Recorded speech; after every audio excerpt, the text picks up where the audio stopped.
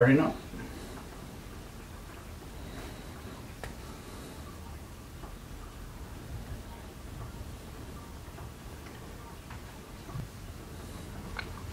Happy New Year. Happy New Year, Karyn, Bryant. How are Happy New you? Year, Wade. Happy New Year. Happy New Year, everybody. Welcome to the MMA Heat Podcast. I'm Karyn Bryant. What's up, guys? Alan Jouban here. First podcast of 2018. How you feeling? I'm good. It's going to be a good year. I've got a good feeling. 2018 is going to be a successful year. I think so. I think so. Well, number one, you've got a fight coming up in T-minus how many soon. weeks? February 24th, Atlanta, Florida. Me, Ben Saunders getting down. If you didn't catch the very overwhelming Dude, hints we were that so not subtle. Karyn was dropping last one, then that's who it was. If you didn't see it yet, I mean, you probably did. But yeah, me and Ben Saunders. He's a fellow 10th Planet guy. We're friends. We're mutual friends. I reached out to him. I texted him. I told him, look, let's just take care of business. Let's get a fight of the night or put on a show and have a beer after. And he agreed to it. So we're going to throw it out. It'll be because it is a little awkward. It was funny because we kept saying, like you said, if people didn't watch the last one, I kept going, who can it be? and like this, and I even said something. I was like, I wonder if the guy's gonna saunter into the octagon. Yeah, ooh, let me come up with my 10th. Or what? Yeah, we did a couple stuff, but a couple of you guys tweeted me after or messaged me, and yeah, and you go on to me right away, and then I think it got leaked a couple of days later. So, but here's the thing, and it is frustrating because I know for both of you guys, you're always looking for fights. I mean, every fighter in general in the UFC, you guys are always looking for fights, and it does suck when you have to fight a friend and a teammate. I mean, of all the guys in the division, why does it have to be somebody that we're friends? And like me and Ben, we don't hang out. Obviously, he lives in Florida, I live here. But we the first time I met him, we sparred like 5 rounds, and then every time he's at HQ, I'll try to come by and get some work in. So we've trained together multiple times, and I just like him as an individual. I like things that he's spoken out on. When the whole what's his name got hit with the boomerang. Who got hit with the boomerang? What's Colby? His name? Colby. When Colby spoke out against the guys all over I can at think the of gym. is Tyrant's nickname for him. Yeah. Ben came out and like he kind of took his coaches back right away, and I respected that. Yeah. So there's a lot of things about Ben that I respect. Yeah, I as well, and it's funny because I've either filmed with Ben and you downtown at that HQ at the or it was Tony and Ben were down there one time at the same time. It might have even been all three of us one time. May have been all three. Yeah. Which is so cool, which I love. And we're going to get into a lot of Tony Ferguson discussion as well. But I agree with you. Like that one to me, it's hard. It's hard watching you fight people that I also like and stuff like that. That being said, later, Ben. Sorry. And it's funny because then Ben, after the show, Ben had tweeted something like, "Oh, I'm fired up about my next fight or whatever," and I was like, "Link, so am I," and this and that. And I saw that. Yeah, he's a good dude. He actually is a really good dude. Yes. So it'll be a good fight. So it's cool for you to have something to be focused on and looking forward to for 2018. So I like that. That's all I wanted. I wanted to have an answer to the question, when are you fighting again? So now I have that answer. Now I have a focus. What did I do last night? I was just about to say, you didn't even like... Yeah, I stayed home. I was thinking about fighting all night. I'm in that mode. I've already made my goal sheet. I've already got my list on the side of my bed. I look at it every morning about what I want to accomplish in 2018, what I want to get better at in MMA, in my professional life, everything. So I like to start the year like that. That way I can just keep going strong the whole time. What about you, Karyn? What are you guys doing? Did you make a list for me? Because I didn't make a list of what I need to be better at. I say we're going to work on it after this show. I know. To be honest, write down your goals. Seriously, no. You tweeted out or Instagrammed out the other day your goals and things about mindset and your approach to life, which I really, all kidding aside, like I commend that because you've done that in the past where you've put what you want to achieve and you reach your goals, and I think that's really admirable that you articulate what you want and you do your best to make it happen every year. It helps me personally. It helps me to have a goal, and the one thing that I've learned over the years is don't worry to like overshoot. Don't if you say realistically, maybe I'll only make $100,000 next year. Doesn't matter. Say you'll make $1 million. Overshoot. Go reach big for the goals. And then if you come up short, it doesn't matter. You still went above what you would have done if you'd have just done a small goal. So I do that with all my goals. I want 4 wins next year. I want 2 bonuses. I want a main event, a card. I want to do a lot of different things, and we're gonna make it happen. I like it. I want the Diddy cheddar, like Conor's been tweeting about today, right? But it's not even about the money. But I will say this. Like I said, I really really applaud you on that. I love that. I did re-up my contract, with Fox and Zuffa and stuff like that. So haters gonna hate for another year. So what kind of champagne are we drinking today, Karyn? No, we should do. I think I got the giant thing of Prosecco last night. Magnum. I know that we actually have some left over because we had a chill night last night. Yeah. So we should go drain that bottle because that's just wasteful. Yeah. So y'all had a little drink for you chill. Yeah, because Mimi was not feeling that great, so we kind of just laid low. Played a little. I had gotten waiting for Christmas the old school Atari. Hey, yeah, it was in my stomach. So we played a little. Old school Atari. Nice. Just watch some stuff. Watch some of the the New Year's Eve stuff with the little one. We were pretty chill. I was trying to. By the way, after this show's done, guys, leave the comments on this because I'm curious about this. I was trying to catch up on that show. I think it's called Bright. Is okay, the movie Bright, yeah. The Netflix with Will movie Smith with Will Smith and Joel Edgerton. Is it Joel Edgerton? But isn't it? I got like 45 minutes into it, and then my son started having nightmares about some other stuff he was watching, so we couldn't finish it. You were watching it with him? We watched some other stuff, Stranger Things, the other Netflix thing with Cage, and that gave him nightmares while he was sleeping. So he woke up when we were trying to watch. Me and my wife were trying to watch Bright, so I didn't get to finish it. But the reason I'm asking is I've seen so many people trash it. I've seen so many people say this was a dope movie. Yeah, I'm curious. It's interesting. I was like I said, 45, 30 minutes into it, and it was intriguing to me. I liked it. It was fun what I saw. But if you've seen it, let me know what you think of it because I'm probably going to go try to finish it tonight. Good. Yes. Thank you for that because we had put the trailer on at one point, and then it was sort of like it seemed like a lot. It's a lot, and I don't think and at the moment we weren't in the mood, but it seems like a lot. It's a lot, but it had like a lot of hidden humor almost in there. It was like, because there's a lot of different races, so it's almost like you have like a black and white kind of jokes that you could do, but now you're talking about there's like elves and these other kind of animals.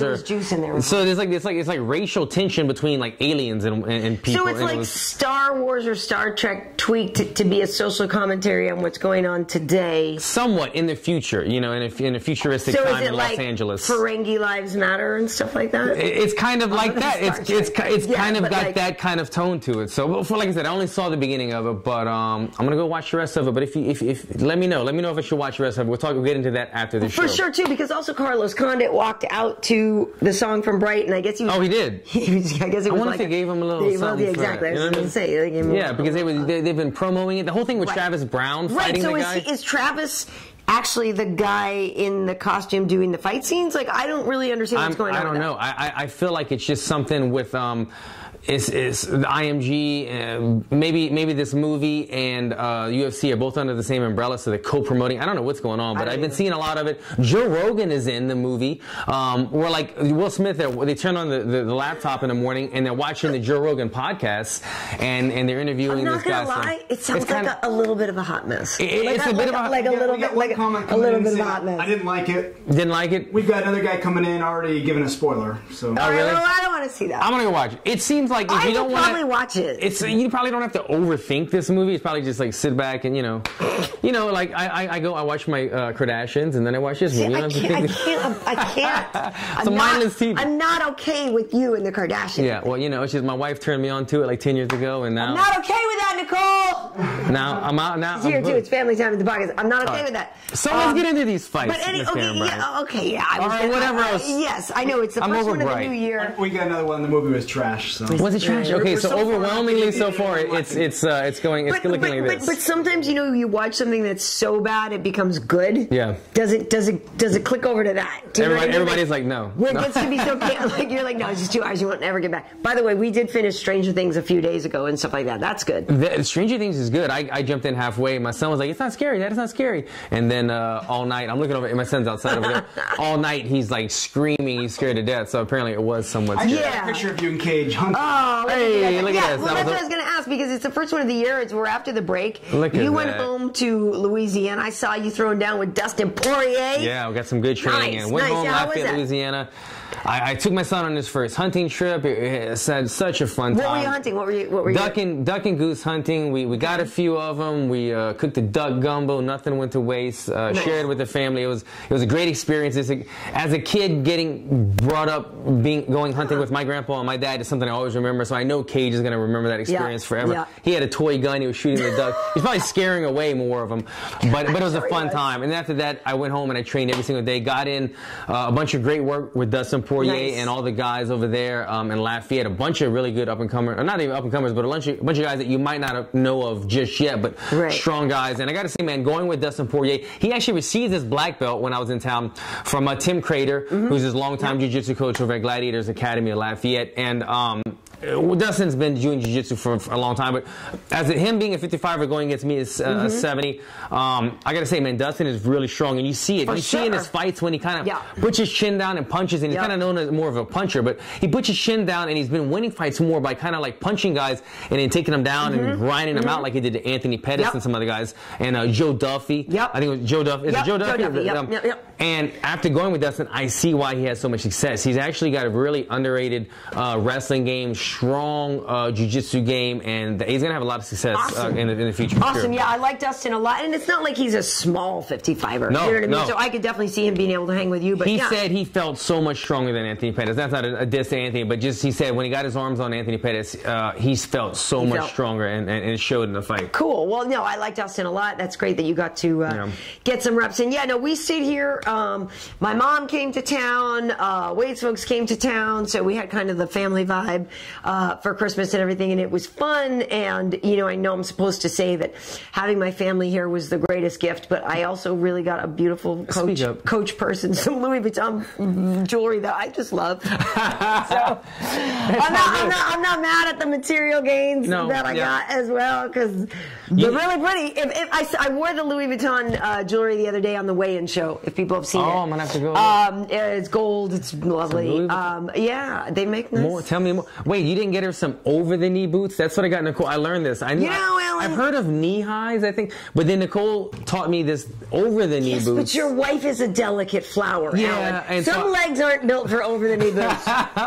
Sadly, that's what I'm gonna say. They zip up. You can unzip them, I guess, or whatever. You know, Alan, they don't. Yes, this is my beautiful purse from Coach. What is this rawhide right here? I know. This is my beautiful purse from Coach that Wade got me, and I love it. I really do. It's beautiful. Well, look at that. You can just show it off the. I mean, and it smells like it's got that. It smells the same. It smells like a. What you got in there? Don't ever look at a lady's purse. Don't ask him. Smoking something. No, it's tobacco. Yeah, it smells like the raw tobacco. Wacky tobacco or something. Here, you gotta put so the other thing, I did get Wade something, and I thought actually maybe I should get it for you as well, because I know, you know, you being so suave and everything. So I'm a sucker for gifts, I picked out this Christian Dior cologne.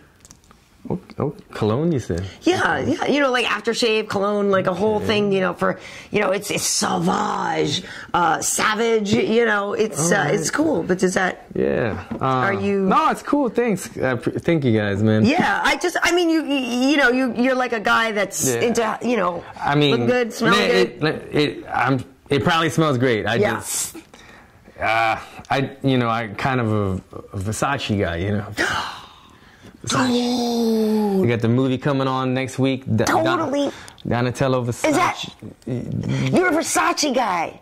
So when I saw those ads playing all during Christmas, a V with you, making out with Gigi Hadid. Versace. Sorry, Nicole. That was. I'll tell you what. I appreciate the gift. I'm gonna give this to Cage, and the fly is smelling 5-year-old in kindergarten, yo. Appreciate the gift, but I'll put this on the bottom shelf. On the do not respond to list. I'll keep wearing my Dylan Blue, guys. Keep buying Dylan Blue at the store. Get it on sale. I don't know if it's on sale. As long as they don't smell on Buster. That stuff never. That stuff never goes on sale. No, you know what? It's actually great. I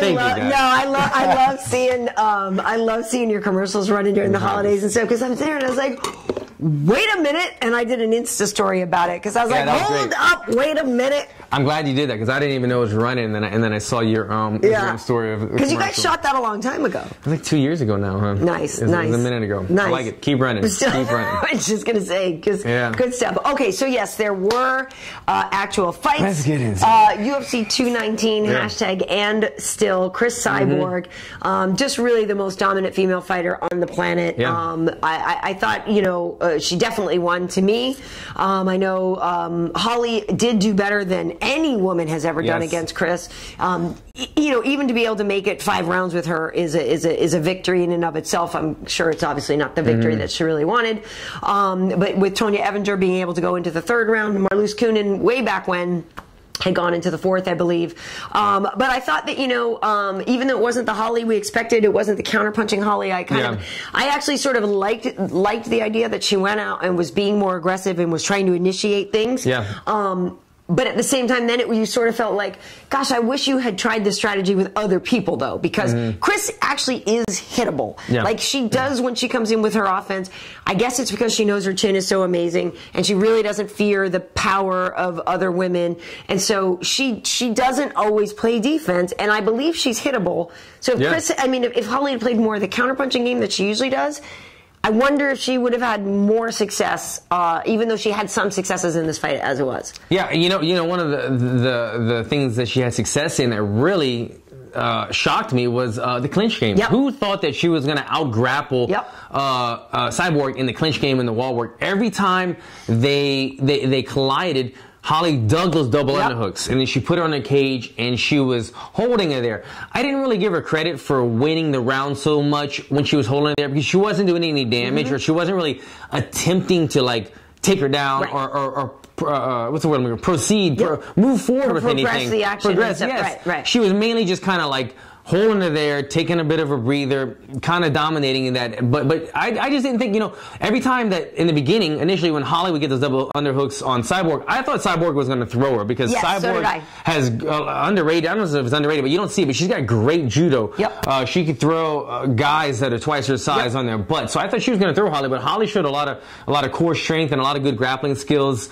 She had a grappling coach in her corner. She's obviously been working a lot on that, a lot of wall work, and it showed in the fight. She just wasn't able to do a lot with it once she got Cyborg there. But I agree with you. She was able to sort of muscle Cris around, which we've never seen other women do. Really did. Because Holly's not small. You know, I'm 5'8". She's my height, if not a little bit taller. Whenever I'm around her and or Cris, you know, Holly's a broad-shouldered girl. Like, I loved that she wasn't going to be pushed around by one Cris. of the more muscular women that Cyborg has fought.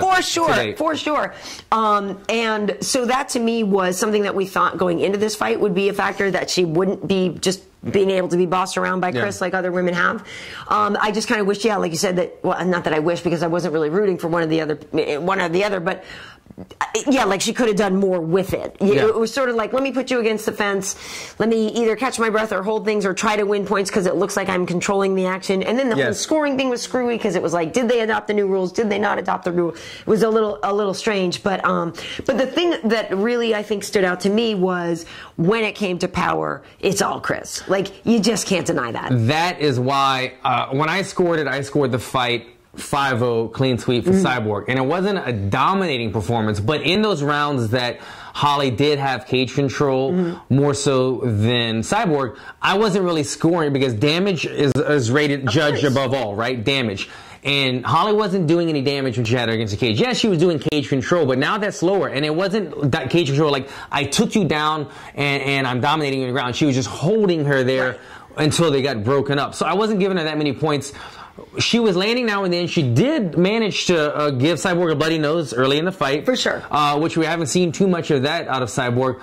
But when Cyborg would land, it was the cleaner shots, the more powerful shots, doing the more damage. You can see the swelling starting every round, starting to add up more and more on Holly Holm. And there was probably 1 or 2 rounds that were close, but because of the damage being the #1 rule and being that Cyborg literally she outstruck her every single round, and she landed more damaging shots. I gave her every single round. And Cris too. I mean, the thing about it is again, I don't know if we will find a woman matched in power with Cris. I feel like, you know, they tried to book her against Germaine de Randamie for a while. Obviously, Germaine was the champion. I know a lot of people thought Holly actually won that fight with Germaine.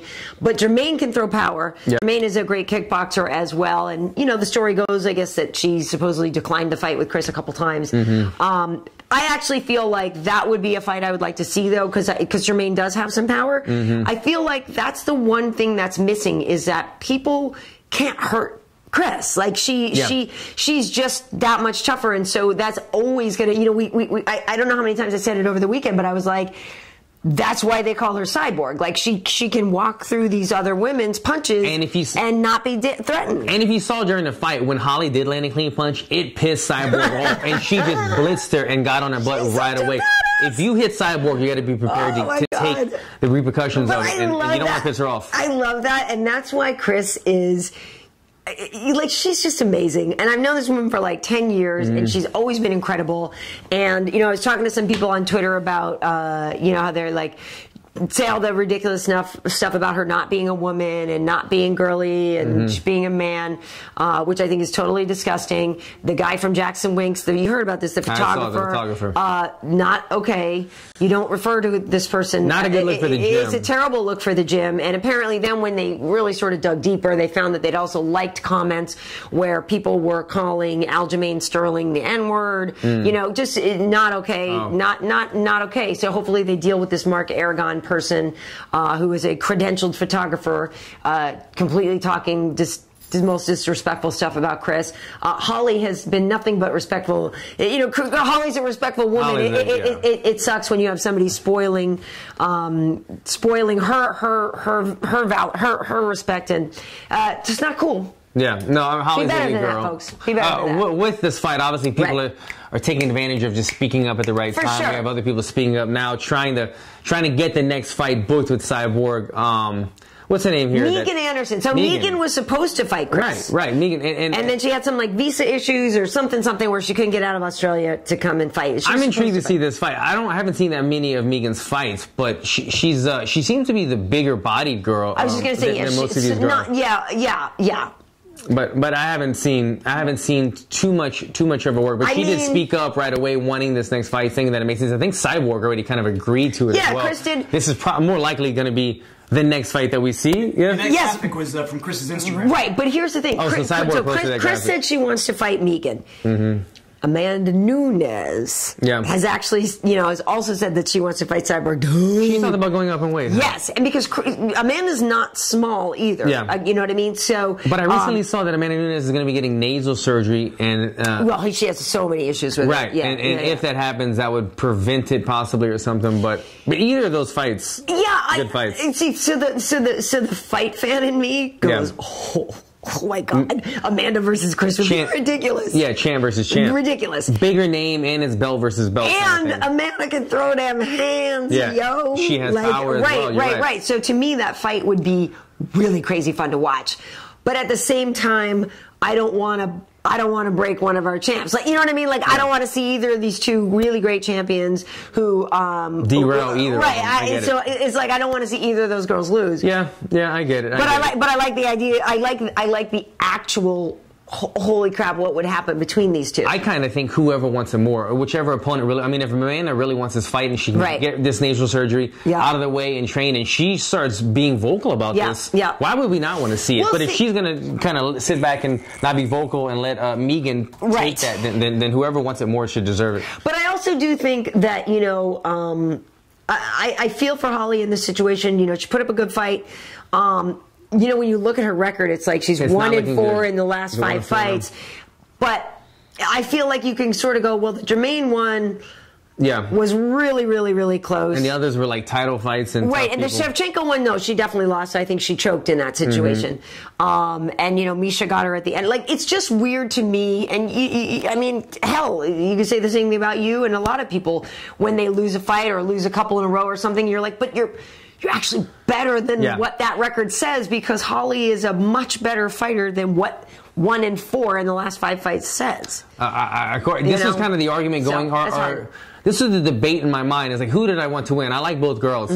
But I was like, Cyborg is the dominant champion. I like seeing kind of a dominant champion doing the thing and building their legacy. But then if she won, I was like, well, then who's going to face her really? So maybe it'd be more intriguing if Holly won. That way they could be kind of a mix-up in a division. But with that said, if Holly won, going back to what you just said, she's also like 1-3, 1-4 in the last fights. It kind of doesn't make her seem as prestigious as a champion, being that she just came off of like 2 losses or 1 win, but a bunch of losses. So I think the right woman won that night, and I mean, obviously Cyborg deserved the win. She earned the win, but I think the right woman won because she is a dominant champion. She is becoming that name in the UFC. She's becoming that draw that the UFC could count on her to sell pay-per-views and stuff. And that said, though, I would like to see Holly employ the strategy she used against Cris moving forward, though. Like, do you know what I mean? I liked her going first. Yeah. And maybe it was the wrong strategy against Cris. Maybe this is actually the time she was supposed to counterpunch. Yeah. But I like the idea because I feel like in the past, Holly's been criticized for being, for not initiating things, for being like too calm in there and waiting to only counter, and that's what happened with Shevchenko. You know what I mean? Nobody initiated and whatever. So I would like the idea of Holly being more aggressive going forward, because I think with that strategy, she beats a lot of girls. You know, I picked up on something during the fight that was very smart, just fight IQ on behalf of Cyborg. Yep. And what it was Holly is known for backing up, and then sitting down and blitzing with that straight left. The straight left is the first thing, and then she kind of blitzes with the 2-1-2 type thing. And she gets a lot of girls. Same thing that she caught Ronda with before the head kick. Same thing she gets a lot of girls with, that head off the side, straight left. So after she landed it a couple times on Cyborg, what she started doing was framing with her lead hand, so that when Holly would blitz, she would stop her in her tracks, not allowing her to get there, and then Cyborg started countering with her overhand right. And if you picked up on that in the second and third round, Cyborg started landing a lot of overhand rights, and as soon as Holly would throw her straight left, Cyborg would throw her straight right, and the difference there was Cyborg was using her frame right here to not allow Holly to come any closer with that blitz and then countering off of it. It was just a brilliant little adjustment she made during the fight. She had a bunch of success with it, and it really kind of nullified the thing that Holly does best, which is that straight left blitz. And I forget what you call it, like in karate when you go kia, whatever, you know, kia or whatever. She does that every time Holly does. Right. And this could be far-fetched, but it almost made me think halfway during the fight that, man, does she need to get rid of that? Because it's almost like she's letting you know that she's here comes something. Right. She goes, ha, every time. And it's almost like, I know she does it almost simultaneously, so you could argue with me on this one. But after seeing that, as soon as she would make that sound, Cyborg would frame right away. And then Holly, therefore, was not landing her punch, and she was getting countered by Cyborg. I was thinking, man, she needs to just go quiet and mix it up rather than loading up and breathing it out so heavy, you know, letting Cyborg know that she's about to blitz. But I thought it was a great adjustment by Cyborg, and it helped her really pull away in the later rounds. For sure. And Cyborg is just awesome. And, you know, I have to say, like, this is a woman who really does handle those negative comments well, and just stays above it all. She's got a strong. She's got a lot of people that don't, you know, that want to attack her, but she's got a strong fan base, a strong following. I think she just kind of relies on those people, because the people that love her really truly love her. Yeah, she's a cool chick. So congrats to Cris and Still, which but it was really, I got to be honest, it was kind of fun watching her go for 5 rounds. Like I was like kind of excited because we got to see her do some more stuff. Competitive fight. Really even though I scored at 5-0, there was never a dominating performance. It was a very competitive fight. Exactly. It's like, you know, if I'm playing tennis and sometimes you win or sometimes you lose 6-0, and it sounds like you just got your butt kicked. Yeah. But you don't know how many times you went to deuce. You don't know how many times, you know what I mean, you had that person in danger. And, you know, so I feel like, yes, Holly, again, saying it's a victory even in defeat is really probably no comfort to her right now. She's probably just real bummed. I think the mutual feel amongst everyone was like respect to both women after the fight. I saw that tweet a lot, and that's how I felt as well. For sure. What? Real fast before you continue. Oh, you found the Dylan Blue? Just so people who don't know about who's that stud? There's a little confusion of why he's turning down the People are like, it was a joke. The Sauvage was a joke. Look at that. I was about to go. That's kind of my Stranger Things. All right. That's my go-to. I did a ear. So cute. Is that it? Okay. Well, sorry, guys. So cute. I was mesmerized by that campaign right there. That must have been really fun, though. Actually, wasn't it? That's good. Love you, babe. Love you, babe. My wife's here. Yeah. It's just the same. I don't like when I get to watch the guys at the weigh-ins and they're in their no clothes. I hate it. It's a paycheck for us. You know, I mean, like, I don't even look anymore. We're just trying to get that money. I've never noticed the ring girls. What ring girl? Hey, old girl was. Did you guys notice this as well? Old girl. That's young girl. What's the black girl? Brooklyn. That was her, right? At the show. Okay, Brooklyn. did they shorten the shorts? Did you guys notice that at the show? When they come down the ladder, after they stand there, they do the first round, they walk down the ladder, they give a little whatever. Right. I swear, all the shorts looked a little bit shorter. You're starting to see a little more booty. I think they kind of Baywatched the outfit. They brought him in a little bit, and Brooklyn's outfit, she was. Well, she got more junk in the trunk anyway. She was got slanging more a bang. Anyway, that's why we needed one of the. But they shortened them. No, but that's why we needed on Instagram. We needed there was a lot of adjustment with the shorts. We needed that's why we needed a sister. There was more bootay than normal, and I. But it also could have been, I mean, I'm not speaking for myself yet because I said super trim. You saying she ate too much stuffing? Is that what you're trying to say? Or, I'm just saying that people get a little thicker around the holidays sometimes. Okay. But who people? Oh, okay. Not some me. people get thicker. Anyway, I know. But yeah, I didn't. I mean, I guess I didn't notice, but I certainly did. We can look into the matter. We can look into the matter. Saying, Alan, run from this topic. There's no way to win, right? Let's see. What was the co-main event on this one? Okay, yeah, that was what I did want to talk about. Who was it? Habib, a little guy, Nurmagomedov, Joe Rogan's best friend. Dude, can we just talk about how dominant this man is? Like Habib's school. Like Edson Barboza is the guy that makes other people look like beginners. Do you know what I mean? And then he comes in and Khabib just put it on him. I mean, that was a clinic in how you just dominate somebody with your wrestling and top control and just, my God. What do you do against a dominant striker? You get in his range and you smother his punches. Easier said than done. Who wants to get in the range of the strikes that are coming? Who, in my opinion, this was the best striker against the best grappler in the UFC. I think so. I've said for a while, Edson Barboza, when you talk about precision, accuracy, power, timing, athletic ability, God-given athletic ability, I think Edson Barboza is the best striker when it comes to like clean, powerful technique. And I think after seeing this, it's hard to argue that who's better than Khabib at controlling people? Controlling people, taking them down. He might not have the wrestling accolades of some guys that, or anything like that, but he will take down the best wrestlers in the UFC. That's my opinion. Dominant wrestler, dominant striker. Khabib gets in there, gets in range, puts punches in his face, puts him against the cage. Not only is he a dominant grappler, but his ground and pound is just ferocious. He is always working, always punching, always elbowing, always changing position. He's always punching you in the face. You see a lot of guys that control you on the ground, but they're just holding on for dear life because they don't want to let go. They don't want to give up position. He doesn't worry about that because if he gives up position, he will take you right back down. He's relentless and he breaks you mentally. You can see, somebody was arguing with me on Twitter. They said, I don't think he's a dominant ground and pounder because he didn't finish him. They said Edson was actually smiling at one point. I didn't see a smile. I saw this look. I saw the God dang it. He's thinking, holy crap, I'm just going to have How many more rounds? Get punched in the face totally. for 15 more minutes. It was like a deer in headlights. He showed tremendous heart, but you could see that Khabib took his soul in that fight. I think so, and you mentioning that he showed a lot of heart reminds me that we are now in 2018 moving forward. Bada boom. Maybe some people don't realize that MMA HEAT, the HEAT part stands for heart, endurance, aggression, and technique. And so after each fight night, we are going to give out our sort of own awards for who we believe shows those four qualities the most. Because we when we first started MMA HEAT, that was really what we thought were the qualities that a fighter needs to possess to be successful anyway. So we will get to that, but just to tip my hat on this one, Edson is the one I picked for heart in this situation because for exactly that reason. Like, even though it was wash, rinse, repeat or whatever in terms of what was happening to him in the fight, you never actually saw Edson give up, right? And so even when there was a time when maybe they would get stood up or he would get out of the clinch and he'd be able to break away, dude was still trying at the end, still trying to throw some spin and stuff, still trying to kick him in the body with some, still trying, didn't give up. I feel like a lot of people, and bless his heart, Michael Johnson didn't give up either, for better or for worse. That was brutal. But like, Edson never gave up. I give him so much credit for that.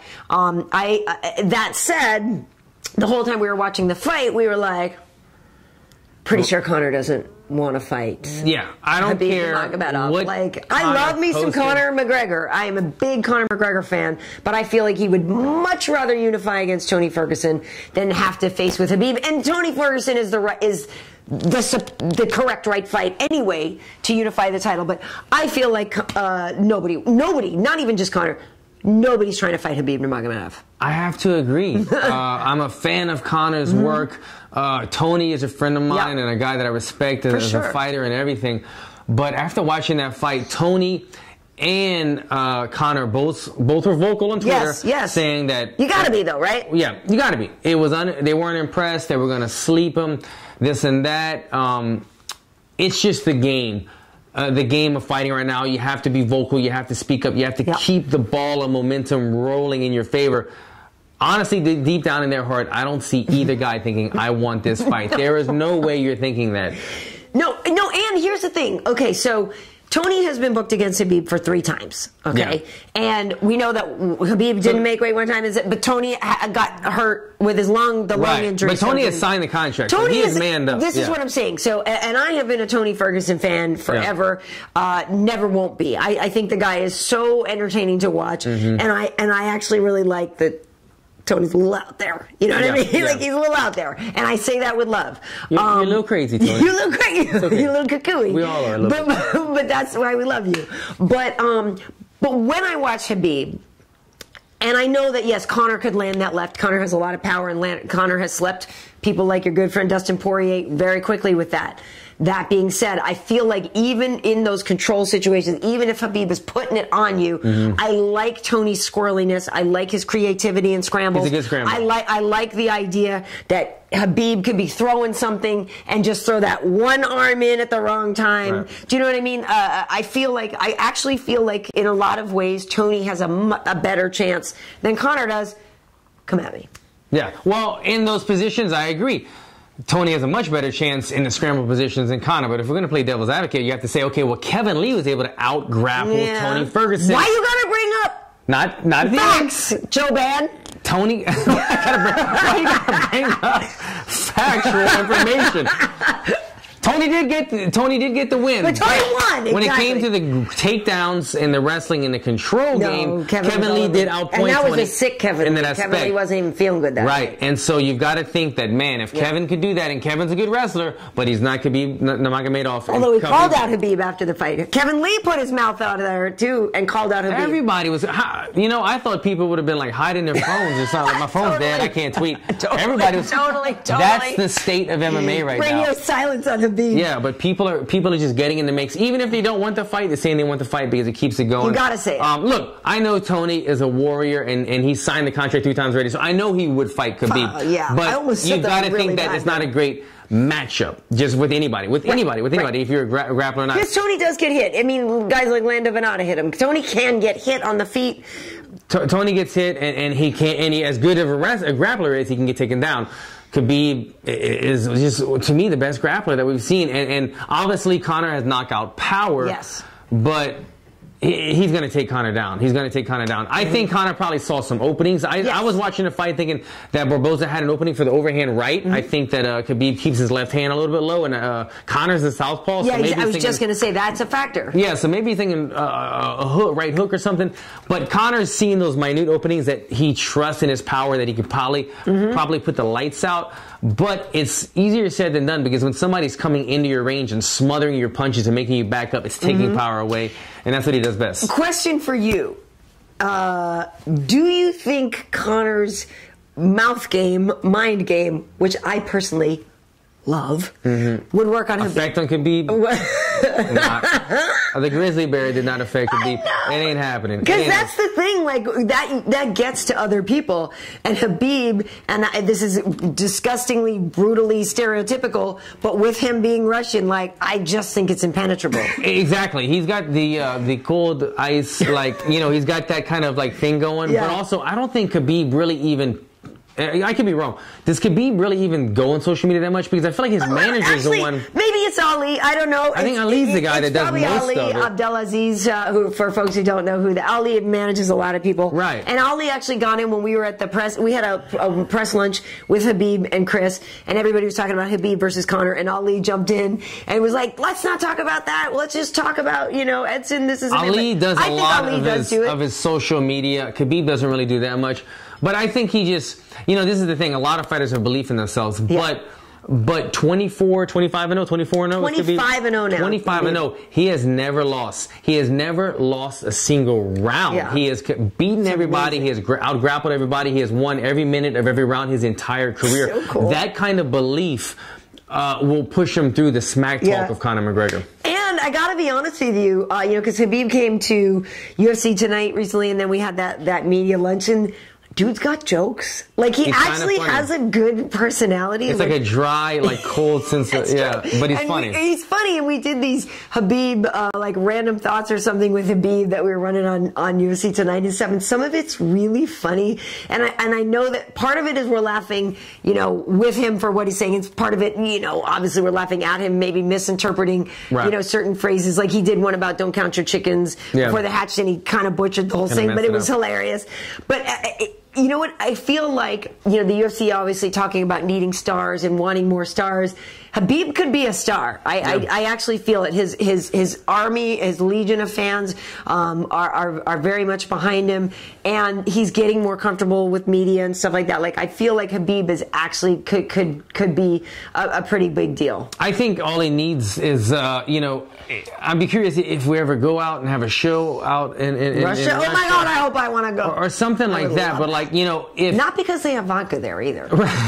But he doesn't have like obviously the Conor McGregor wit, but he is a funny guy, like he said, and he's a likable guy. But if he could bring the masses every time he fights, if he's got people just buying the pay-per-views, and then he has that powerhouse with him, that leverage, and then I can see it as well. Yeah, and he said he wanted to be more active in the year. You know, he does take a big break for Ramadan, but he had said he had wanted to fight before then. Like, he's looking to try to fight 3 times in 2018. He had told us before, but even, you know, this is before this fight, and he didn't really get hurt in this fight, so I could see him being active again pretty quickly. The question is, though, when would Tony be ready? Because he had to have surgery recently. When would Conor be ready? If it's going to be Conor Tony first, does Khabib just wait, or does Khabib fight somebody else? You know what I mean? That kind of stuff is a little bit interesting to me, but I like where the lightweight division is at right now in terms of the talent at the top, and I feel like we have some pretty awesome matchups there. The lightweight division, I'm not going to lie, it is coming in a close second to the welterweight. But it's still a second, Woodley. But you and Woodley. It's a close second. Sorry, guys. I mean, there's just so much power and grace. I mean, I can't even show you. This is a running thing we do. Like, we egg T-Wood on as much as we can. I mean, Kenny and I are always like, well, I mean, the lightweight division is clearly we're the cream of the crop. But with this lightweight division right now, you've got the guys that we just spoke of: T-Wood, Khabib, Conor, and then you've got the Eddie Alvarez, you got the Gaethjes, you got the Dustin Poiriers. I mean, you got Motown Phenom, dude. Nate Diaz is still on the list and is still in the top 10. Mike Chiesa is still in there. It's a dangerous submission guy. Like, you have a lot of talent, a lot of talent in there. Sure. But you're right, like Alvarez crushing it right now. That fight with Gaethje was so fun. Oh my God! Yeah, come on. I mean, there's so many exciting fights. Yeah, absolutely. Now, speaking of your welterweight division, though, how did you feel about Carlos Condit's return? I got to say, I showed up to the party that I went to. I didn't catch the first round. I caught the second 2 rounds. Not that impressed. Not impressed. I didn't see what happened in the first round, but from what everybody said, it was kind of a close round. Carlos started warming up at the end of the first round, but the first round he looked a little rusty, if I'm being honest. He looked rusty, and he was just kind of getting out cage control grappled by him, by Magny. It was kind of a yawn. It was kind of a yawning type performance. It wasn't impressive. It made me think, to be honest, there's not a whole lot to say about the actual fight. It wasn't like a whole lot of damage that I really saw anything that happened. But I have to look this up. You might know, you might remember off the top of your head. Carlos was coming off of, what, 1 or 2 years? 16 months. So the last time he fought was against Damian Maia in August of 2015. So about a year and a half. And that was in Vancouver. And it was 2 losses before 2016, rather, sorry, 2 or 3 losses before that, right? Because he lost to Carlos, he lost to... well, he lost to Robbie. But he had beaten Thiago Alves. Okay, so he lost to... Yeah, he lost to Tyron, and then he had to have knee surgery and stuff. He came back, he fought Thiago Alves and won, then lost to Damian Maia. So I'm not trying to make it sound horrible against him, but basically that puts him, what... 4 out of one in again, 4. A great fighter with a not great record in the last He's 2 still, fights. Calling that back. A killer for anybody. For sure. But yeah, he lost 2 fights in a row, took a year and a half off, and then comes back and loses to Neil Magny. And Neil Magny's a tough guy, but he's like, he's kind of a guy that always stays around that 7 or 8 slot or whatever. Where does he want to go from now? Because he was probably thinking, I'm going to come back. I still got the fire. Let me go out and do this. Now he loses to a guy who's ranked further back than he was. Mm-hmm. What is Carlos going to do now? What is he going to do? Is he going to now fight guys in the top, 15 or guys that are unranked? It's just kind of a tough position. Yeah, no, it's tough. His last fight, like I said, was the Damian Maia fight, and that was in August of 2016. Before that, he lost to Robbie Lawler by split decision. Mm-hmm. Before that, before that, he TKO'd Thiago Alves. Right. And before that, he was stopped by Woodley. So, it's touchy. But again, you're talking about the cream of the crop here with his opponents. Right. Who just can't seem to find a rhythm right now. That being said, the Damian Maia fight, Damian got him very quickly. I think they threw one punch in that and got him submitted. And Carlos was thinking about retirement, and he stopped after that fight, and he had a baby. His wife, wife had the baby. So he'd retired, and so he told us, he was like, hey, listen, I thought I was going to retire, and then I started training again, and I realized I had this love for it. He said, I started working on my jiu-jitsu more, and I started doing this more, and I rounded out some games that I had maybe not paid attention to as much, which I think is great. I feel like when he came back for this fight, I feel like at the beginning, yes, he was rusty. Then at the end of the first round, he started warming up, throwing some more of those classic Condit elbows, and just you could tell he was kind of loosening up a little bit. It's a little tricky because he was against Neil Magny, who's even longer and rangier with an incredible reach and stuff.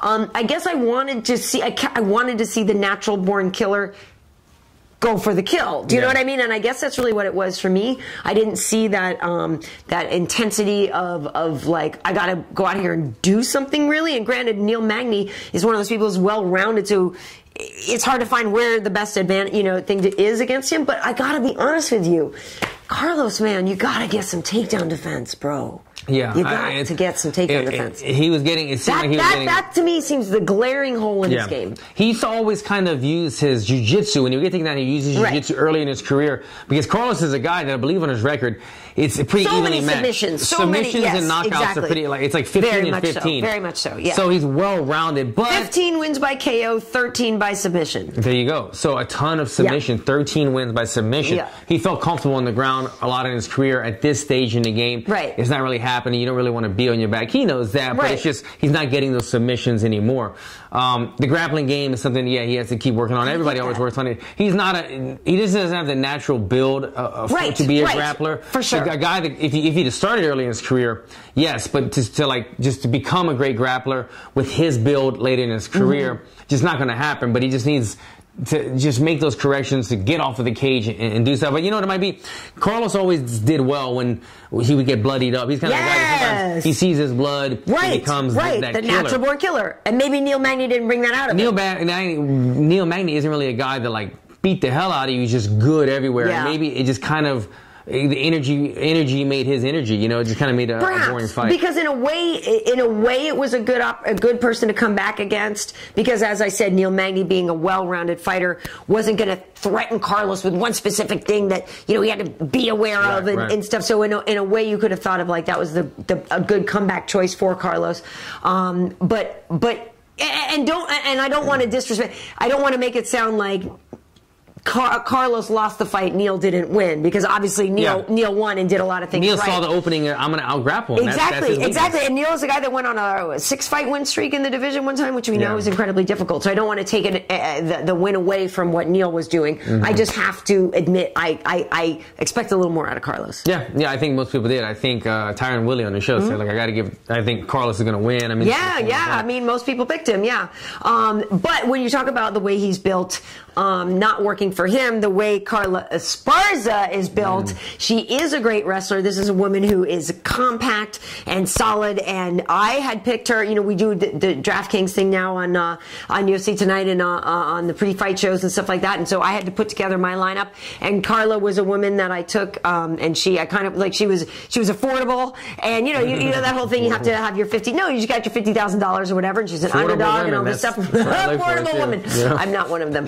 And So, but I make my own money, so you don't have to buy me everything. I mean, if you want to buy me stuff, that's cool. But anyway, she pulled off the victory over Cynthia Calvillo, who is a real rising star. I think Cynthia is a scrapper, and Cynthia is usually one of those people who shows up on game night and is like such a gamer, and is so fun to watch.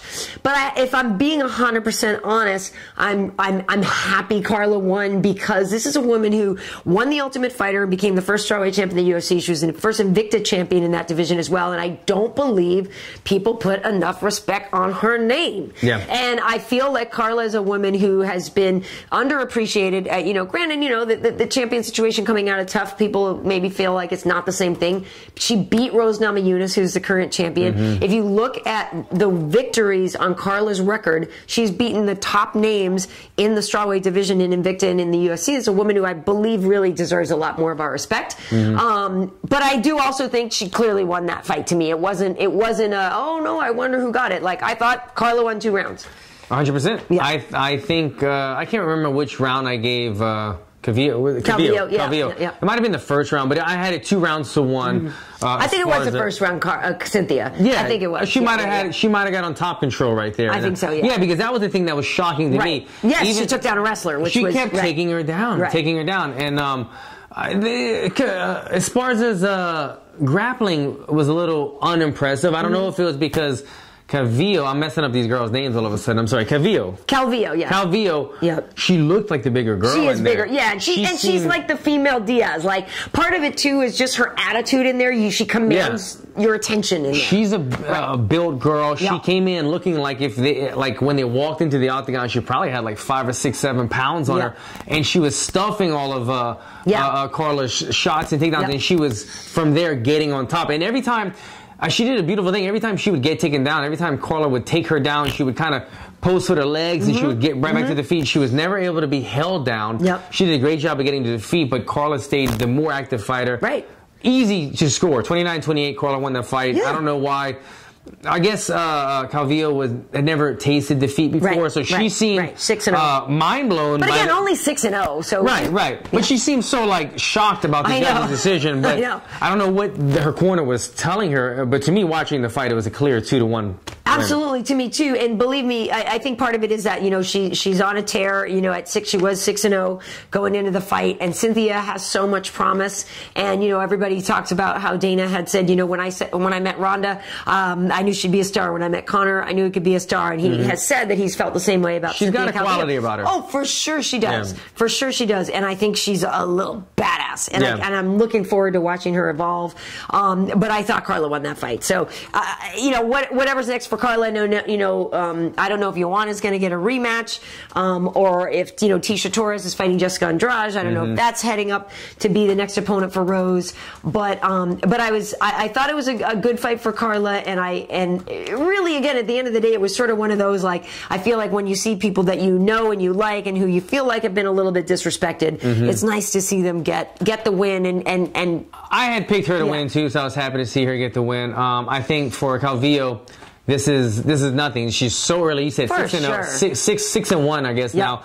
So early in her career against a legitimate opponent, this is one of those fights she's going to say, you know what, I learned so much about momentum and flow and inactivity and how to get momentum in rounds. And that's all the fight was. It wasn't like huge holes in either one game. It's just Carla was the more seasoned opponent, and she knew how to kind of get the momentum and do the little things to kind of win the rounds, and that she did. So Calvillo's going to learn a lot from this fight and be even better after. For sure. Your one loss so far comes to a former champion. That's fine. Not bad. That's fine. A split, or 29-28. But a close fight. Right. And Cynthia coming out of Team Alpha Male, obviously a great gym. Gonna just keep getting better and better. The interesting thing is, though, when we were that night. Yeah, no, I know. And when we were in New York and we did the BodyArmor press conference video, which you can see on MMAHeat.com and everything here, and it had Francis Ngannou, Cynthia Calvillo, Cody Garbrandt. Michelle Watterson is a sponsored fighter, but she wasn't there. But everybody has lost. Everything. Ngannou's the only one out of the BodyArmor sponsorship who didn't lose. Except the guy, let me do this real quick. Ngannou, whose fist is bigger than Dana White's head. You see that? I love me some Francis Ngannou. Okay, sorry. So anyway. So the curse of the BodyArmor sponsor. But so with that said, now Yeah, okay, so yeah. So Cody lost to TJ, Cynthia lost to Carla. So in this picture, yeah, and so like I said, Michelle wasn't at that press conference that day. She wasn't able to be there, but she was defeated in her last outing as well by Tisha. So you know. So don't get sponsored. Whatever. I mean, if you guys want to sponsor me, I was just going to say, if you want to sponsor me, podcast, you know, we're cool, because I'm not fighting, so I can't technically lose. So, good luck. So, Alan, yeah, let's give out your MMA Heat awards for UFC 219. Okay, then. So, are you? I don't know if Wade's ready with his. Ready for this? With his graphics. We'll go with Heart. Yes, and this is a tough one. Heart. You mentioned one earlier, and Barboza, who showed obviously a tremendous amount of heart, and he could have easily gotten this one. But I'm going to give this one to Holly Holm. Okay. The reason being was Holly Holm was getting beat up. You saw her after the fight. She was beat up in that fight, but she never gave up. She made it a competitive fight, and for the reason to go 5 rounds, in my opinion, to lose every round, but still keep the fight competitive and still try to win that last round. She showed a lot of heart and determination and never let the goal slip out of the view of trying to win this fight, the entire 25-minute fight. So she got my heart on that one. And then for endurance, so I think the way he did the graphic, we just do all your picks one at a time. Yes. So go endurance. I haven't brought up yet, but no, go ahead. Okay. Endurance. I got to give it to the guy that does not stop working, and his name is Khabib Nurmagomedov. I might have messed up his name right there, but is his name that? It's something. It's close to that. He wears a hat. He's Joe Rogan's best friend, and he will take you down. He will ground and pound you. He is relentless. He doesn't get tired. He will take your soul. This guy is a scary guy to fight. He does this, and like I said again, he has phenomenal grappling, and he doesn't stop working. He's a guy that works on the ground. It actually kind of inspired me. I hate to say that. I hope like my friends that don't like Khabib still my friends. I went to the gym today. We put on the small gloves. We did takedowns, and every time I take somebody down, I was thinking, man, I'm just going to punch this guy in the face the entire time. Screw position. I'm just going to beat the guy's face in. And I did it today. So, him, he's got endurance. Aggression. Number 3 on my list, aggression. Who was? Let me look again. Oh, the baddest woman on the planet. And no, I'm not talking about her best friend who almost fought in Horizon. I am talking about, that was a bad. Gabby missed weight by 75. I was close. Yeah, let's go. Cyborg, Cris Cyborg. She is an aggressive fighter, man or woman, but you stick her in the cage against a phenomenal striker like Holly Holm. She pressed forward the entire fight. She's relentless. She's got an iron chin. She hits hard. She is the scariest woman on the planet. I gotta give her. She's the baddest woman on the planet. Awesome. And lastly on this one, the technique. Who did I put again? Dan Hooker. I'm gonna give this one. I wanted to mix it up, Karyn, because I think I knew who you went with. Dan Hooker. Dan Hooker fought a really tough striker. What's his name? Do you remember the guy's name? Mark Jacasey. There you go, Mark Jacasey. He's a British guy, I think. Yeah, he's from Congo initially, but fights out of England. Yeah. Very dangerous guy. Super athletic, has great kicks. He scored a beautiful overhand knockout one time in London. I saw. He's a very dangerous striker, but Dan was able to overcome that and put away the striker with a beautiful, I think it was a no-arm guillotine, locked it up. Nasty choke to be in. He used his technique to get him out of a dangerous fight, and so he gets my award for that one. Very nice, Alan Jouban. All right, so I will give you my list. Let's see what you got here, Karyn. So for heart, as I mentioned earlier in the show, I give mine to Edson Barboza because can't argue with that one. Yeah, the dude never gave up. Yeah. Even though he did sort of look off sometimes, and you wondered if he was wondering where should I go for vacation after this? Or I wonder if there's any leftover turkey after Christmas. Sometimes it seemed like maybe he just kind of had to take himself to another place, find a happy place, because it just was relentless. But the fact that he never gave up, and the fact that every time they were able to be separated by however he went for broke, he would go for it every single time. I love seeing that as well. Every single time. And and I know when he comes from a great gym, guys, training alongside guys like Frankie Edgar, you're never going to learn. You got to have heart, right? And you can't teach that. You can't teach that. And I feel like he comes from a place where it's a never say die situation. So I give it to Edson Barboza. Endurance, I also went with Khabib Nurmagomedov because of that relentless, nonstop pressure. Like, he just never let up. And we know in the fight with Michael Johnson, he is actually talking to Dana while he was putting it on. What a great highlight. I mean, he's like, you have to. I need time to fight, and you must quit now. To me, it was just from the minute the bell rung to to the end. He was just putting it on him. And I guess didn't he also say like, oh, I didn't want to finish him. I wanted to get more octagon time and this and that. Like I think he was trying to test himself to see how far he can go, what he can do, how far he can push his body. So I'm giving it to Khabib. Aggression. I gotta go with my girl, Cris Cyborg. Yes, come on. Pick. I mean, all she is aggression personified. You know, that's what this woman is. I thought it was a great fight with her and Holly, and I thought that she really showed that her aggression was what's going to win the fight. I mean, like we were saying before, Holly with a lot of great techniques and a lot of movement and a lot of different angles and whatnot. This and that. But when it came down to who was putting the hurt on, all Cyborg. She walked forward the entire fight. Yeah. So she is obviously aggression and technique. I did go with Tim Elliott on this one. Yes. Tim Elliott. See this yeah. So Tim Elliott, who we know is a very scrappy fighter. Obviously, he won the Ultimate Fighter and got to go up against DJ to try to become the flyweight champ. But it was not only the technique displayed in the win, but also, you know, he really came into this with a very heavy heart, right? So his coach Robert Fallis, who folks know by now, is no longer with us, and he was a person who was very close to Tim and worked very closely with him and many other fighters in the UFC and obviously every organization. And so to me, it was a combination of the technique that Tim showed in the fight, but also being able to even come into this fight mentally ready with everything that's weighing on you and to be in the moment and pull off the victory like that. So I'm giving it to Tim. Agreed. Not only in the fight, but you think about, like, you know, in the corner room, his coach might have been the guy that he kind of like. I feel like, what if that was his #1 dude, like seconds before the fight? Exactly. You have a guy that, you know, like you always can kind of look at and be like, look, like, you know what to do. This is the final words kind of thing, and that might have been his guy. And not having that there for the first time or in quite a while could have affected him. He went out and got the victory. That would be really hard to do. It is. I would think it would be really hard to do. So sadly, we don't have $50,000 to hand out to each ladies and gents, but we'll give you a solid thumbs up. We're working on it. I mean, yeah, if we can get some sponsors for 2018, then maybe we could give them like a Sanibol like care package or something. Maybe we could start This is a Sanibol, right? Yeah, one of my sponsors. Great stuff. Dude, they make such beautiful things. It looks like you don't want to punch people with how pretty those gloves are. It's good stuff. And honestly, I gotta say, it hurts me to say this, but I had some winning gloves that I bought like a year or two ago that are like, if you know winning, they're like the most expensive and some of the nicest hand-stitched gloves you'll ever wear. These Sanibol gloves fit better than that. And I'm not just saying that because they're my sponsor. They really do. Try a pair of their gloves on. They're phenomenal. So they're a great sponsor to be working with. They're a great company. Nice. Very cool. Well, so, you know, I know a lot of people did a look back at 2017 or a look ahead at 2018. And we didn't really do that. But was there, you know, like what was it?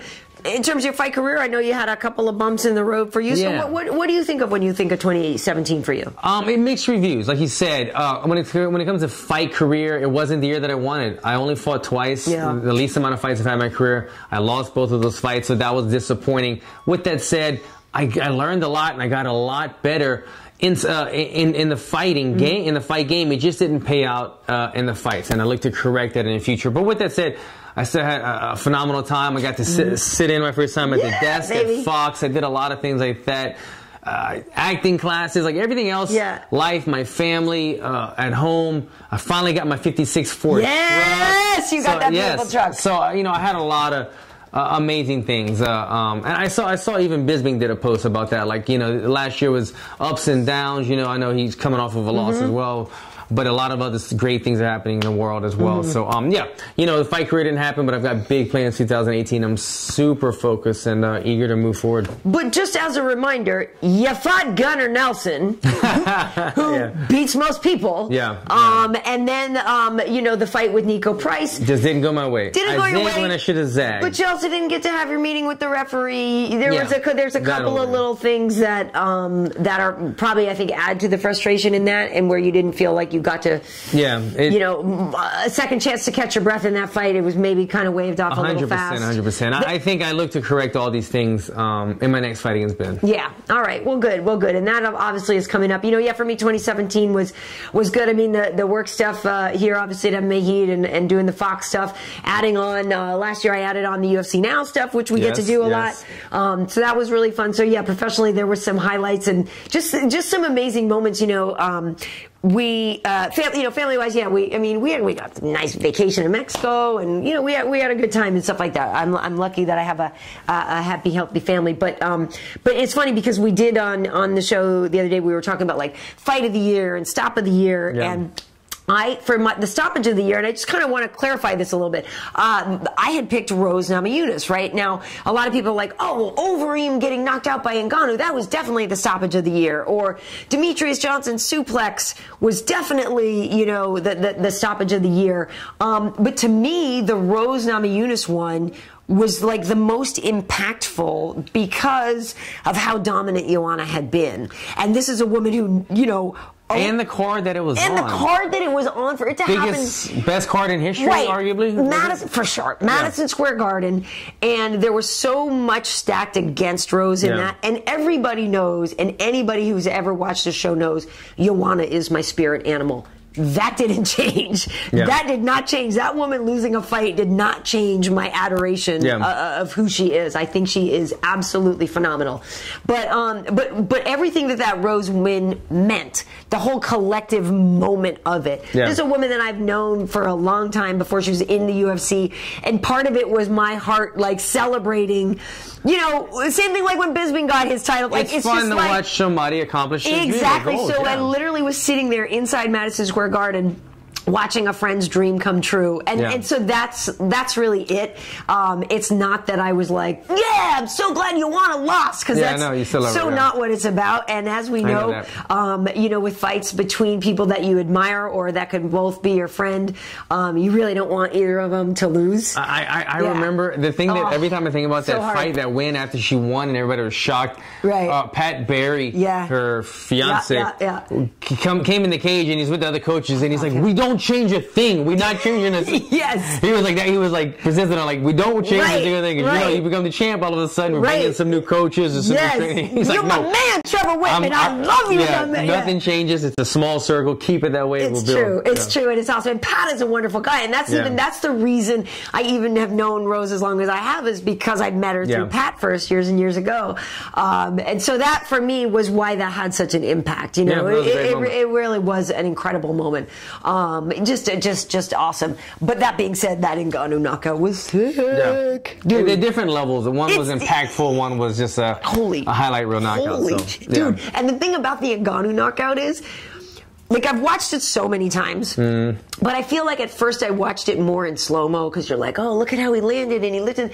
But when you actually watch that again in real time, so scary. Yeah. It's the scariest thing in the world. The uppercut was scary, but if you watch it again, like you said, the hammer fist at the end was it was bad. It was a more brutal hammer fist than the one that Michael Bisping received from Dan Henderson. It was a lot like it, but that was a horrible hammer fist. That was a bad one. And when you just saw how fast that he went, bam, and like Alistair's head goes back, and that's not even his strong hand. Yeah, that was his left hand. Yeah, no, his very first fight that I saw in the octagon, when he had the long hair, he did that double uppercut, and I was like, this guy has beautiful uppercuts, and then since then he's just flourished. Isn't he awesome? Like, I'm so happy we have Ngannou. Yeah. Now, like, he doesn't like superheroes. Yeah, totally. Exactly. That's the thing. That's the thing. He looks the part. Oh, awesome. All right. Do we have any questions here? We do. Okay. Oh, by the way, the curly hair, folks, let me just make one comment about this.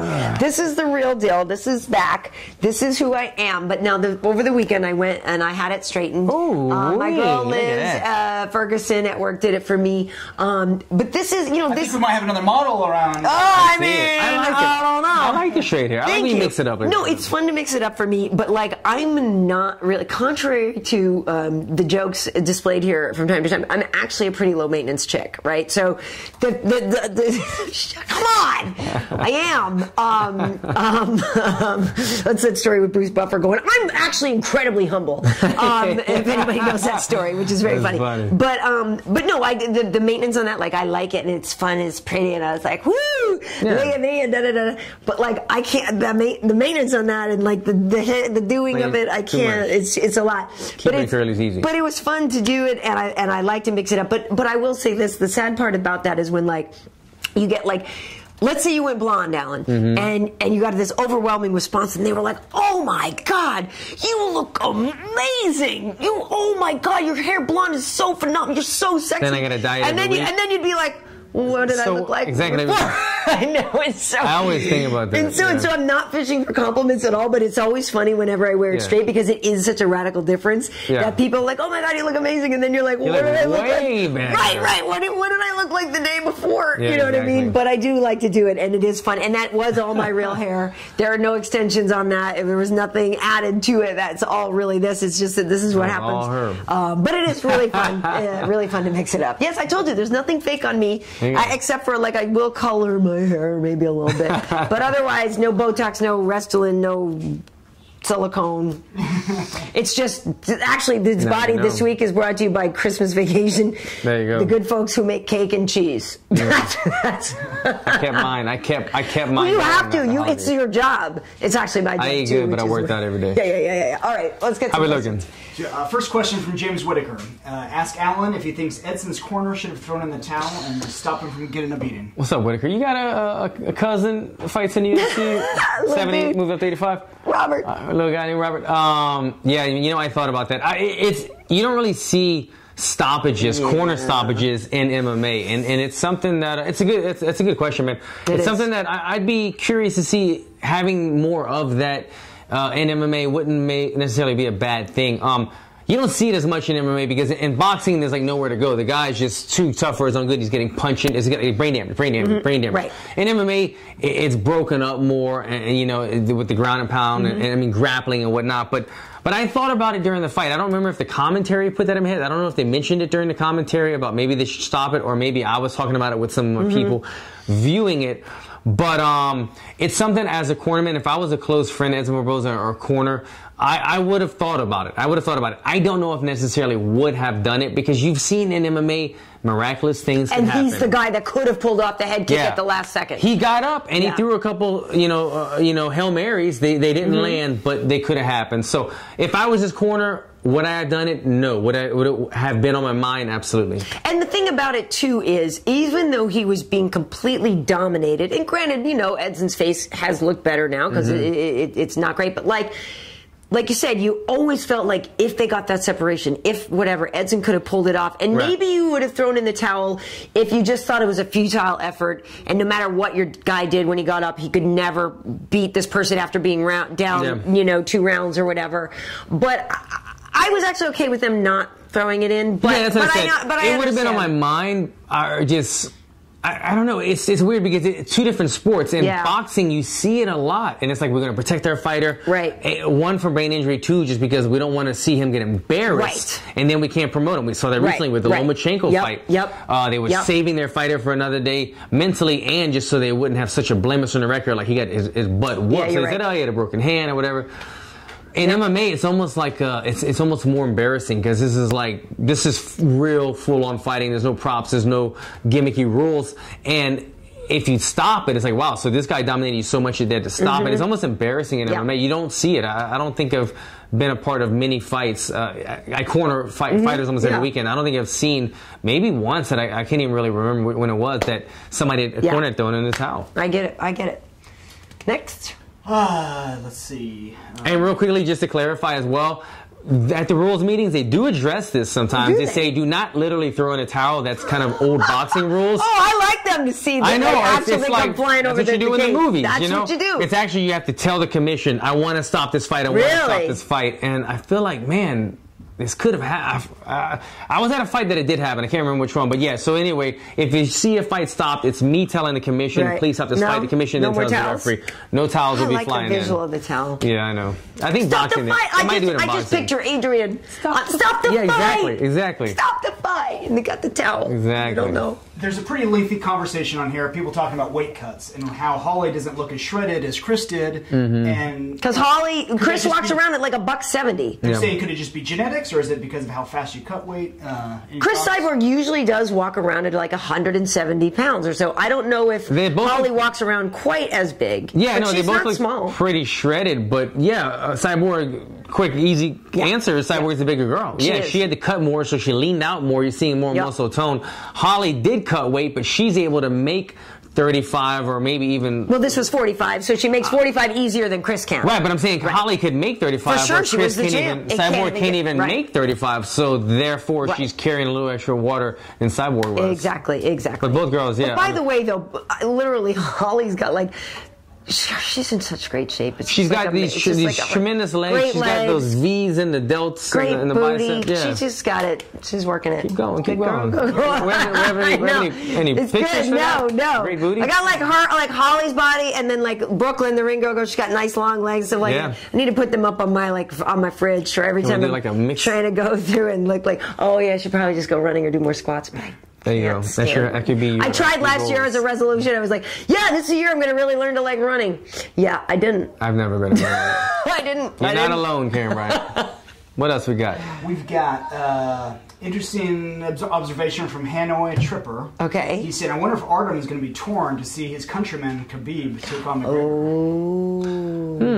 I mean, Conor's his homie, though. Yeah, that's the thing. Like, that's his boy. It's like whoever you train with, whoever you have a relationship with, a rapport with, he's not close to Khabib. But there would be some national pride, I think, to see a Russian champion. Like, I feel like, I understand what this guy's saying. Like, I feel like Artem can understand Khabib's heart. Yeah. Do you know what I mean? And what I get that, but no way would he do anything but be there cheering on Conor, and that's his guy. Yeah, it's kind of like, look at this. DC, when DC interviews Dustin Poirier on UFC Tonight or whatever, it's always like, my boy from Lafayette, the king of Lafayette. But really and truly, they're not best friends. No. We're all from Lafayette, so we all take pride on that, but we all don't really know each other that well.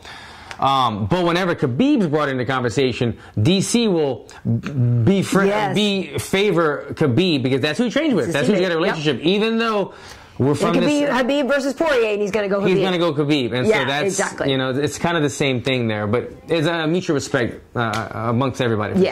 For sure. For sure. Let's see. Actually, another question from Hanoi Tripper. Okay. Do you think Holly should try to drop to 135? Go back to 35? I mean, she's been there before, obviously. She was the champion there. I mean, there's just more fights there. Yeah. Because there's just not a very deep division at 45. Like I said, I feel like Holly beats a lot of people still. It's a good option to have, to be honest. Like, to be able to bounce into, you know, she could look at what options are being thrown her way and then say stylistically what's the better matchup, and I could take it from there. And especially, too, if at 45, she was able to go toe-to-toe muscle-wise, at least with Cris. If she employs, like I was saying, if she employs that strategy a little bit more against 35ers, then maybe she could do better. Like, that's what I'm saying. Before, she's been a little too hesitant, a little too willing to be the counterpuncher. Right. If she goes out there and just bullied some people around a little more, I'd be curious to see the results, because she's physically imposing. She's physically, obviously, athletically gifted and talented. I'd like to see her bring a little more bully in there with her. And I'll piggyback on that. If she can continue this grappling success, where she's grappling with girls, and in a 3-round fight, I gave Cyborg all 5 rounds, but some of the judges gave Holly 2 rounds. So if that was a 3-round fight, she could have won that fight. You know what I mean? So the 2 judges gave Holly. I actually have this written down because I don't want to screw it up. What was it? Rounds 1 so and two judges. It was 49-46, and then 48-47 times 2. Right. So 2 judges gave the first round to Holly, and then the 3rd judge gave her the 2nd round. So she all told, you know, 2 gave her the first round, 1 judge gave her the 2nd round. Or 2 gave the 2nd round? No. It was 2 times 48-47? Well, two gave her the first round. 1 judge gave her the 2nd round as well. So in theory, she won 2 rounds. It's a little confusing. That's why I said either way, the first and the third is round one. 2 out of 3 judges gave Holly round 1. 1 out of 3 judges gave Holly round 2. I think it was the 3rd round that I even tweeted about it, that she had a lot of success in the middle. She was sticking and moving and not getting hit. And then at the end of the round, she hit Cyborg in the nose, and Cyborg just said, "Bitch, you're dead." Totally. And then she went and berserk on her and landed that Superman punch at the very bell. I know. And I was like, damn it, Holly was doing so well. Right. I can't give her the round now. Like, Cyborg just like whooped her butt in 15 seconds. So God, Cyborg's it was crazy. She's so awesome. Anything else? One last question. I know we got to wrap up. Last one, guys. We've got where to go. They're scrolling by. It was for Alan. Alan, please comment on the Perry versus Till matchup and which one of them is more understated. Did they make that official in the meantime? No way. I don't think so. With Darren, Mike losing. Remember after Darren makes, Till won that fight in England, Mike was there and they were jawing at each other. But now with Mike losing to Ponzinibbio, I don't know if there's still as much buzz on that fight. Yeah, they're trying to promote Perry, who's a worthy guy to be promoted. Entertaining, yeah. What's that? Andrew is who posted this. Oh, okay. Okay. But what's the question? We're asking, what do I think about that matchup? If Till comment on the matchup. Yeah, I mean, I think you got to think that Till takes that hands down. I mean, it's kind of been my thing, and again, I don't just say it because I had success against him, but if you're a knowledgeable or a good striker in the UFC or a high-level striker in the UFC and you know how to stay out of danger and keep your cardio up, you can beat Perry. He's just dangerous at all times. You just have to be smart about it. I showed that his last... He's kind of one-dimensional. Pretty much. He's hard to hold down. But he's badass at it. And he's athletic and he's got all these great things. But yeah, he's trying to knock you out if you know stay away from danger the entire time, trying to be a sniper, and you can do it. Till is very much that kind of guy. He's a big guy. He's a rangy guy. Yeah. He's a southpaw like I was. Isn't he a southpaw? I think so. Southpaw but like I was. He's a big dude for 7. So I've already laid the blueprint out. He can follow that, and he's a very, very good striker. So I would have Till all day. I think against any really, really like pinpoint, rangy strikers, you can see Perry having trouble. Yeah. It's the guys that are just kind of like all-around MMA guys, not really a killer in one specific area that Perry is going to do really well against. Because they try to take him down, he's very good at popping back up, and then you have to strike with him a little bit, and those where the opportunities come. Yeah. And if we just wait for a second, Mohegan Sun said he had 4 great questions. Mohegan I asked him, but I only get to see the latest comment. Oh, okay, So I asked if he wants to post it real post fast. it again. Okay, Mohegan Sun. You got Mohegan Sun. Too late. I'm not going to spam. All right. All right. We were waiting for you. Sorry, good, Mohegan Sun. I gotta go anyway, man. Yeah, I know. Okay. So that's it. Cool. All right. So, I'm working all the fights in January. We got that Jeremy Stevens Duho Choi scrap coming up, which is going to be awesome. Then, of course, we have Stipe and Ngannou and DC and Volkan Oezdemir. Then I'm going to North Kakalaki for Brunson Jacare. It's going to be fun. Man, Volkan looked tall at the press conference. Dude's tall. Was he wearing some boots? His lips. Didn't they make a joke about him wearing lips or something like that? I think DC was trying to bust. He had some big like shit kickers on, and then DC had like some Converse, like something that was real flat, because he looked like 5 inches taller than DC. It was weird. I know. But yeah, there's actually some really entertaining fights coming up, so it's going to be fun. Absolutely. Cool. On social media, on Instagram, you can find me at KB Heat. On YouTube and Twitter, it's Karyn Bryant, Karyn Bryant. Of course, we have MMAHeat.com, MMA Heat on Facebook, and all these channels as well. I believe Evie and I will try to bust out a Trocasal this week because obviously she was at the arena and got all the insight from Cris and Edson after their fights. So yeah, good stuff coming up. Cool. And I'm on all social media at Alan Jouban across the board. And I'm also coming out with a YouTube channel pretty soon. I'll make sure you check that out. I'll let you know once I have the name and everything done, but it'll be something you want to check out. I thought you were going to say you were coming out with a calendar or something like that. I have a fireman calendar as well. Me and the champ, we're going to put something together for you ladies and some of you fellas. Check that out. Don't disrespect the fellas. All right. Hope you guys have a great new year. We got the best fans. Thanks for being part of the MMA Heat family. Happy New Year, guys.